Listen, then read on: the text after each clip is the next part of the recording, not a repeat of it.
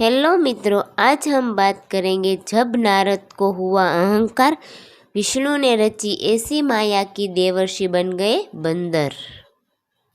ऐसा नहीं है कि सिर्फ ईश्वर ही मनुष्य को उसके कर्मों की सजा देते हैं या जन्म मरण निर्धारित करते हैं।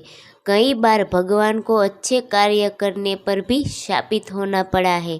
यहाँ ध्यान देने वाली बात यह है कि भगवान ने अनेक कष्ट सहकर भी स्वयं को मिले इन शापों को सहा है ताकि ये शाप देने वाला व्यक्ति का मान बना रहे। ऐसे ही एक घटना नारद मुनि से जुड़ी है। जब उन्होंने श्री हरि विष्णु को शाप दिया था, नारद मुनि भगवान विष्णु की भक्ति में साधना करने बैठ गए। ज्ञानी ध्यानी नारद मुनि को तप करते देख देवराज इंद्र को लगा कि कहीं नारद मुनि अपने तप के बल पर स्वर्ग की प्राप्ति तो नहीं करना चाहते। इस पर उन्होंने कामदेव को स्वर्ग की अप्सराओं के साथ नारद मुनि का तप भंग करने के लिए भेजा, लेकिन नारद मुनि पर कामदेव की माया का कोई प्रभाव नहीं हुआ। तब डरे हुए कामदेव ने नारद जी से क्षमा मांगी और स्वर्ग को लौट गए। कामदेव की माया से मुक्त रहने पर नारद मुनि को इस बात का अहंकार हो गया कि उन्होंने कामदेव पर विजय प्राप्त कर ली है। ऐसे में वह अपनी विजय का बखान करने श्रीहरि के पास बैकुंठ पर पहुंचे और उन्हें पूरी घटना बताने लगे कि कैसे उन्होंने कामदेव को जीत लिया। श्रीहरि विष्णु नारद जी के मन में आ चुके अहंकार को जान गए और उन्होंने अपने परम प्रिय नारद मुनि को अहंकार मुक्त करने का निश्चय किया। जब नारद जी बैकुंठ से लौट रहे थे तो रास्ते में उन्होंने एक बहुत सुंदर और समृद्ध नगर देखा जिसमें बहुत बड़ा राजमहल था। यह नगर श्री हरि ने अपनी योग माया से निर्मित किया था। नारद मुनि अपनी धुन में होने के कारण कुछ समझ नहीं पाए और इस नगर के राजमहल में पहुँचे। राजा ने उनका भव्य स्वागत किया और अपनी पुत्री बुलाकर नारद मुनि से कहा कि मुझे अपनी राजकुमारी का स्वयंवर करना है। आप इसका हाथ देखकर इसके भविष्य के बारे में कुछ बताइए। राजकुमारी के रूप को देखकर नारद जी मोहित हो गए।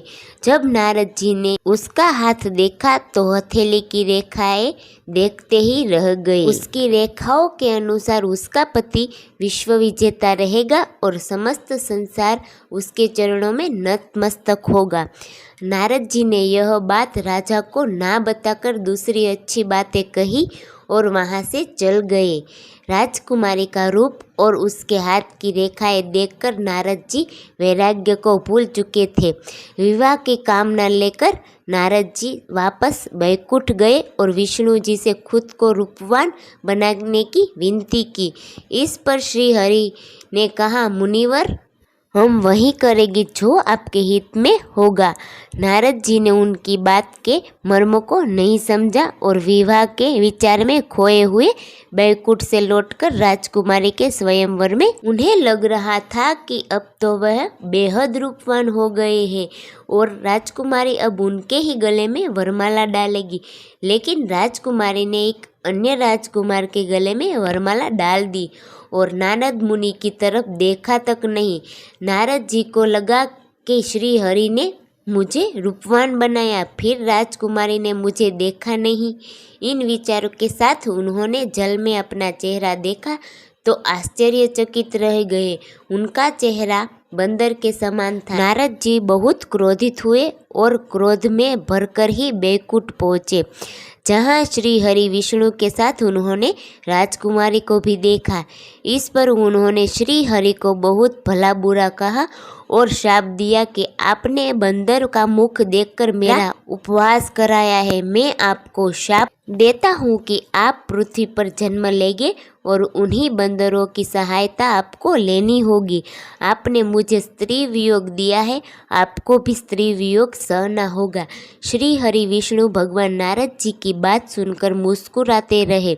तभी राजकुमारी लक्ष्मी माता के रूप में समा गई। यह दृश्य देख नारद जी को समझ आया कि वह राजकुमारी कोई और नहीं स्वयं माता लक्ष्मी थी और वह राजकुमार कोई और नहीं स्वयं श्री हरि विष्णु थे। ज्ञान होने पर नारद मुनि भगवान से क्षमा मांगने लगे, लेकिन शाप को वापस नहीं ले सकते थे।